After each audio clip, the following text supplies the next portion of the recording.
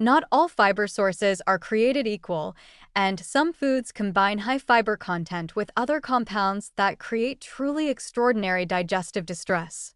Brussels sprouts might be the poster child for this phenomenon, but they're far from the only culprit. Let's start with Brussels sprouts themselves. They contain fiber, obviously, but they also contain raffinose, a complex sugar that humans can't digest, but bacteria absolutely love. Add sulfur compounds to this mix, and you've essentially created a gas chamber in your digestive system. The combination produces both volume and quality of flatulence that's genuinely remarkable. There's a reason people who've made the mistake of eating roasted Brussels sprouts before a date describe it as the worst decision of their lives. Beans deserve their legendary reputation. The oligosaccharides they contain cause such predictable flatulence that it's become cultural knowledge.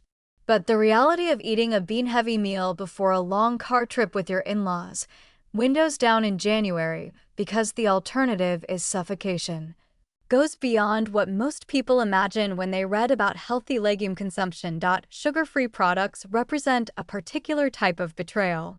Many contain sugar alcohols like sorbitol and xylitol that have laxative effects completely separate from their fiber content. That sugar-free fiber bar that seemed like a healthy choice? It can cause explosive diarrhea during your important presentation, and you won't have any warning it's coming. The supplement industry has discovered that inulin and chicory root fiber are cheap additives. They're putting these in everything: protein bars, yogurt, fiber supplements.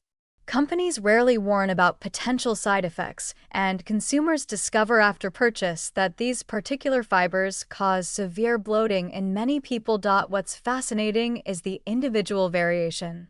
Some people can eat Brussels sprouts with zero issues. Others experience what feels like gastrointestinal warfare. Your gut microbiome composition affects how you respond to these foods, and previous dietary habits influence your tolerance levels. Strategic avoidance becomes important here. Know your trigger foods and don't eat them before important events. Test your tolerance at home before consuming these foods in social settings. And accept that some high-fiber foods might never work for your particular digestive system. You have permission to skip Brussels sprouts forever if that's what your body needs. Preparation methods can help reduce problems. Soaking beans overnight, adding kombu seaweed while cooking them because it contains enzymes that help break down oligosaccharides, avoiding raw cruciferous vegetables because cooking significantly reduces the compounds that cause issues, and fermenting vegetables to allow bacteria to do pre-digestion. The broader issue is how foods get marketed as healthy without adequate discussion of their effects. Those fiber bars, protein shakes with added fiber, and sugar-free treats that seem like virtuous choices sometimes cause more problems than conventional junk food would. The health halo around these products prevents honest conversation about their downsides, leaving consumers to discover through uncomfortable experience that healthy isn't always straightforward.